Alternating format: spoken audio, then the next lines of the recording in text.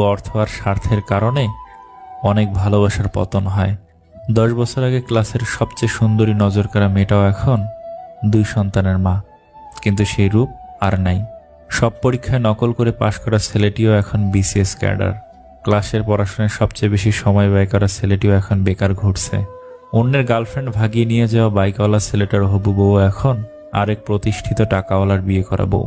8 বছর আগে ক্লাসে সবচেয়ে অহংকার নিয়ে চলাফেরা করা ছেলেটাও এখন ঋণের বোঝা নিয়ে কোনো মতে বেঁচে আছে।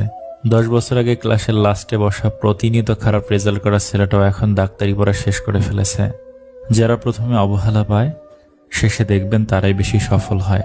কারণ মানুষের প্রত্যেকটা অবহেলা তাকে নতুন কিছু করার অনুপ্রেরণা যোগায়। নিজের সমস্যাগুলোর কথা মানুষকে নয়, উপরওয়ালার কাছে বলুন, তিনি গোপনে শুনে গোপনেই তার সমাধান করে দিবেন। যারা অল্পতেই কেঁদে ফেলে তারা মানুষ হিসেবে খুব নরম মনের হয়। আর সত্যি কি জানেন, তারা জীবনে বেশি কষ্ট পায়।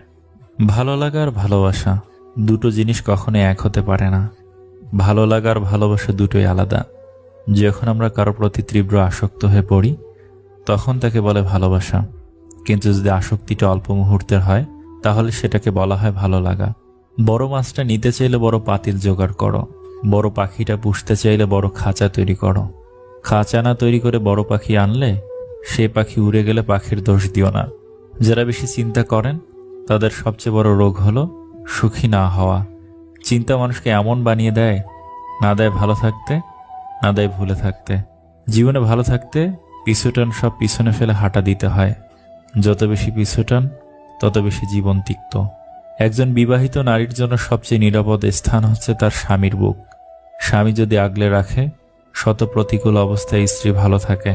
তোমার সম্পর্কে তোমার অবর্তমানে তারা তোমাকে যা কিছু বলে তা জানলে তুমি হয়তো অনেক মানুষের সাথেই ওঠা বসা বাদ দিয়ে দিতে। জীবনের গল্প ভূমিকাহীন, প্রতিটা লাইন হয়তো পড়তে যতটা সহজ মনে হয়, বোঝা ততটাই কঠিন।